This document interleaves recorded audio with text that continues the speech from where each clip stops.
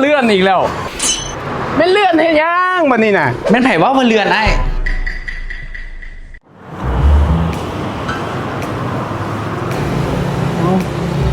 ลูกค้าดึงประตู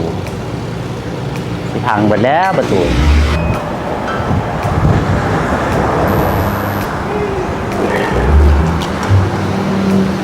ไปเดี๋ยว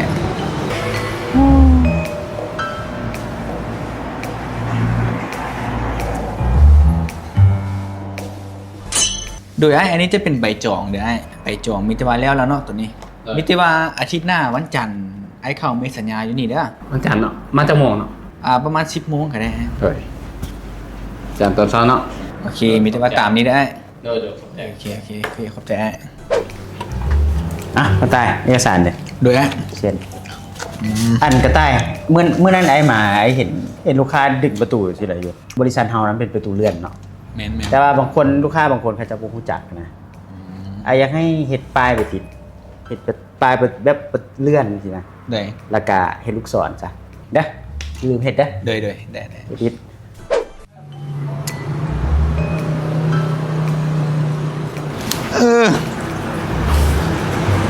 คักลำบัดนี้เนี่ยเบิ่งดูสิดึงอีกว่าบ่เลื่อนนี่อยากยอมไหมนี่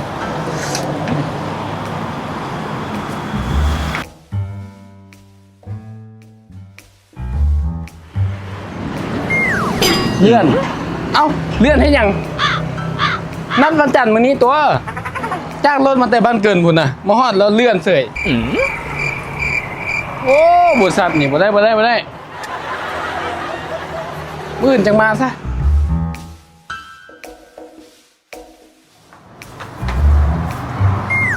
โอ้เลื่อนอีกแล้วไม่เลื่อนให้ย่างบัดนี้น่ะโอ้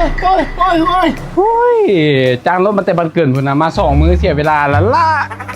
โอ้ยบริษัทนี้นะบอแล้วเมื่อก่อนมาเมื่อไหร่กับมือเลื่อนอยู่เว้ยโอ้กายมือ2-3 มื้อแล้วเด้นี่ลูกค้านี่คือเป็นแล้วเขาไม่สัญญาโทรถามมันฮัลโหลเบียดไอ้มา2-3 มื้อแล้วไอ้ไปยังชั่วโมงไปไอ้กระไปแล้วว่ามันจันทร์น้องนัดวันจันทร์ไอ้กระไปเข้าไปวันจันทร์พ่อหน้าโอกาสแล้วเลื่อนไอ้ก็ได้กลับแหละปะนี่เช้ามื้อนี้ไอ้กระไปไปพ่อหน้าโอกาสก็เลื่อนอีกเลื่อนแม่เลื่อนโอ้แม่นไผว่าเลื่อนไอ้มึงมีไปเบ้านะไอ้พ่อหน้าโอกาสแล้วเห็นป้ายติดอยู่หน้าประตูว่าเลื่อนไอ้ก็กลับเลยโอ้เสียเวลาไอ้นี่ไอ้จ้างรถแต่บันเกินที่ไปฮอดโอกาส2 มื้อเสียทางเงินเสียทางเวลามึงไหมโอ้มันคนละเรือนไอ้คนละเรือนกันไอ้เห็นป้ายติดอยู่หันเจ้าเขาเขียนว่าไม่ได้เขียนก็เจ้าเขียนไม่บอกเสียเวลาได้เอาข้างแม่แบบนี้ยุ่งยากโคตรไอ้บ่เอาละยกเลิกเด้อบ่เอาแล้วยกเลิกยุ่งยากโคตรไปเมื่อไหร่กับมือเลื่อนโอ้ยกเลิกเหรอไอ้ยกเลิกเลยบ่เอาละดินนั่นนะโอ้อันนี้มันเลื่อนประตูอันนี้นะโอ้ยลูกค้ากันเลยเนาะ